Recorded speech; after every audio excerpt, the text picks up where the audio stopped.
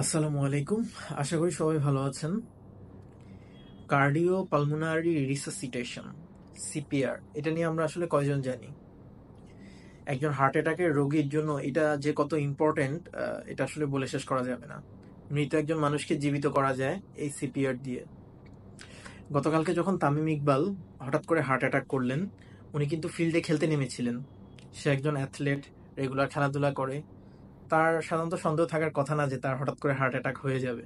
আমরা সাধারণত জানি যে যারা রেগুলার খেলাধুলা করে, শরীর চর্চা করে, ব্যায়াম করে, অ্যাথলেটরা, তাদের সাধারণত হার্টের প্রবলেম কমই হয়।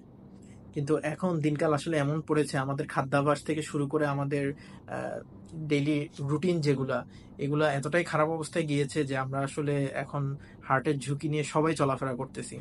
হার্ট অ্যাটাক মানে হৃৎপিণ্ডে রক্ত সরবরাহকারী করোনারি যে ধমনীগুলো আছে, এখানে চর্বি জমার আফটার ইফেক্ট।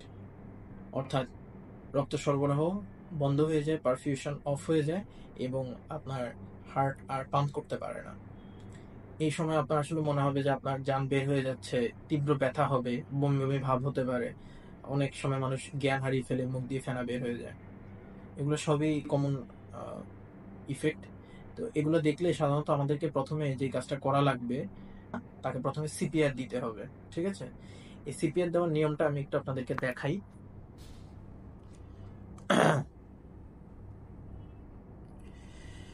এই যে এখানে আপনারা দেখতে পারবেন যে প্রপার কিভাবে সিপিআর দিতে হয়। এখানে দেখতেছেন যে হার্টের ঠিক উপরে দুই হাত একসাথে রেখে তারপরে আপনাকে সিপিআর দিতে হবে। এই সিপিআর দেওয়ার অর্থ হলো আপনার হার্টটা তো পাম্প করা বন্ধ করে দিয়েছে, এখন আপনাকে জোরে জোরে উপরে প্রেসার দিতে হবে এবং এই প্রেসারটা এমনভাবে দিতে হবে যেন আপনার হার্টের রেট, যেটা রেটের সঙ্গে যেন মিলতে পারে।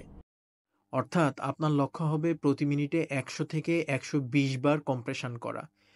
চেস্টের ঠিক মাঝখানে হাত রেখে ১০০ থেকে ১২০ বার কম্প্রেশন করলে রক্তটা আমাদের ব্রেন পর্যন্ত পৌঁছাতে পারবে। এর কম হলে দেখা গেল রক্তটা ব্রেন পর্যন্ত পৌঁছাতেই পারলো না, তাহলে কিন্তু কম্প্রেশন করে কোনো লাভ হবে না। আর এমনভাবে কম্প্রেশন করবেন যেন বুকটা ২ থেকে ৩ ইঞ্চির মতো ডেবে যায়। কারণ আস্তে যদি কম্প্রেশন করেন তাহলে ওইটা ব্রেন পর্যন্ত আমাদের রক্তটা পৌঁছাতে পারবে না। আর ব্রেইনে যদি রক্ত না পৌঁছায় তাহলে ব্রেইনের সেলগুলা ডেড হয়ে যাবে। আর ব্রেইনের সেল ডেড হলে এগুলো ইরিভার্সিবল, অর্থাৎ আর পুনরায় ফেরত আনা যাবে না। বাংলাদেশে যদি ওই ধরনের রাস্তাঘাট থাকতো যে সবাই খুব কাছেই হসপিটাল পাওয়া যায়, সেক্ষেত্রে হসপিটালে নিয়ে যাওয়াটাই প্রথম কাজ হতো। কিন্তু বাংলাদেশের রাস্তার যে অবস্থা, সেখানে আপনি হসপিটালে নিতে নিতেই রোগী আসলে একটা গোল্ডেন আওয়ার থাকে প্রথম ১ ঘন্টা। এই ১ ঘন্টার মধ্যে যদি সিপিআর না দেওয়া হয় তাহলে রোগীকে বাঁচানোটা আসলে খুব কঠিন হয়ে যায়। তো এটা আমার মনে হয় সবারই জানা উচিত যে সিপিআর কীভাবে দেওয়া হয়। এবং আপনি যদি এটা জানতে পারেন এবং আপনার আশেপাশে কোনো এরকম কোনো পেশেন্ট দেখতে পান যে হঠাৎ করে জ্ঞান হারিয়ে ফেলেছে, মুখ দিয়ে ফেনা বের হচ্ছে এবং তার পালস পাওয়া যাচ্ছে না, তাহলে আপনি বুঝতে পারবেন যে তার হার্ট অ্যাটাক হচ্ছে। তখন তাকে একটু সিপিআর দেওয়ার চেষ্টা করবেন।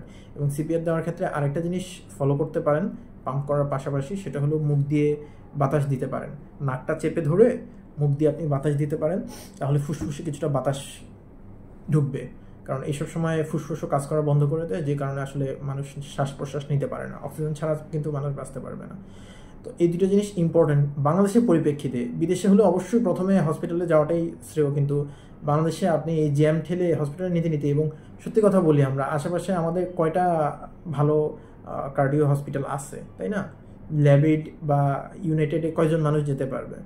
তো স্থানীয় ক্লিনিকে নেবেন, ক্লিনিক থেকে ইসিজি করাবেন, ইসিজি করায় তারপরে রিপোর্ট আসবে, রিপোর্ট আসলে তারপরে তাকে আপনি হসপিটালে, কার্ডিও হসপিটালে ভর্তি করাবেন। এটা অনেক লেংদি একটা প্রসিডিওর আমার মনে হয়। তো তার আগে আপনারা যদি সিপিআরটা সবাই আমরা কম বেশি জানতে পারি, এবং আমাদের এই জানার মাধ্যমে হয়তো আরেকটা মানুষের জীবনও আমরা বাঁচাতে পারবো। তো আমি মনে করি এটা সবারই কম বেশি জানা উচিত, যে কারণে আমি আপনাদের সঙ্গে ভিডিওতে এটা শেয়ার করলাম। চাইলে আপনারা ভিডিওটা শেয়ার করতে পারেন এবং সবাইকে এই জিনিসটা, মেসেজটা দিতে হবে যে সবাই তামিম ইকবালের মতো ভাগ্যবান না। তার পালস চলে যাওয়ার পরও ডাক্তাররা প্রায় ২২ মিনিট ধরে তাকে সিপিআর দেওয়ার পরে তার আবার পালস ফেরত আনতে পেরেছে এবং ৩বার ডিসি শকও দিয়েছে। তো এটা আসলে সবার ক্ষেত্রে ডাক্তাররা এইভাবে তো অবশ্যই করে, ডাক্তারদের পক্ষ থেকে ডাক্তাররা সর্বোচ্চ চেষ্টা করে একটা রোগীকে বাঁচানোর জন্য, কিন্তু সব ক্ষেত্রে ওই যে গোল্ডেন আওয়ার টাইমটা পাওয়া যায় না। যেমন আমার বাবাও কিন্তু হার্ট অ্যাটাক করে মারা গিয়েছিলেন। তো ওনারও এরকম ডিসকমফোর্ট ফিল হচ্ছিল, উনিও মানে বুঝতে পারেননি প্রথমে, শুরুতে যদি হসপিটালে যাওয়া যেত ওই গোল্ডেন আওয়ার টাইমটায়, তাহলে হয়তো রোগীকে বাঁচানো যেত। আব্বু নিজে হসপিটালে ঢুকেছে এবং নিজে হেঁটে হসপিটালে ঢুকেছে, তারপরে ওখানে গিয়ে সেন্সলেস হয়ে গিয়েছে। ডাক্তাররা চেষ্টা করেছে, কিন্তু এমন একটা হসপিটাল ছিল যে জায়গায় আসলে ওইভাবে স্পেশালাইজড কোনো ইউনিট ছিল না, সিসিইউ ছিল না, যে কারণে আসলে আমার বাবাকে বাঁচানো যায় নাই। তো এটা আসলে আমার সবসময় খারাপ লাগে, যে খারাপ লাগা থেকে এই জিনিসটা আমি শেয়ার করলাম সবার সাথে, যে সিপিআর দিয়ে কিন্তু অনেক রোগীকে বাঁচানো সম্ভব এবং ক্রুশিয়াল টাইমে এটা একটা লাইফ সেভিং মেথড। সো এই জিনিসটা আপনারা সবাই জানলেন, চাইলে অন্যদের সঙ্গে শেয়ার করতে পারেন, এবং এই সচেতনতা থাকলে আমি আশা করি তামিম ইকবালের মতো এরকম হঠাৎ যারা হার্ট অ্যাটাক করে, বিশেষ করে আগে কিন্তু অ্যাথলেটরা হার্ট অ্যাটাক এটা আমরা খুব একটা জানতাম না, বিশেষ করে যারা রেগুলার খেলাধুলা করে আমরা ধরেই নিতাম যে নিয়মিত শরীরচর্চা করলে হার্ট অ্যাটাকের ঝুঁকি কমে। কিন্তু এখনকার সময় আসলে আমাদের খাদ্যাভ্যাস এতটাই খারাপ হয়ে গেছে, রুটিন এতটাই খারাপ হয়ে গেছে, ধোঁয়া ধুলা বালি সব কিছু আমাদের সব কিছুই আমাদের আসলে বিপক্ষে যাচ্ছে, যে কারণে আসলে হার্ট অ্যাটাক এখন যে কোনো বয়সেই হতে পারে।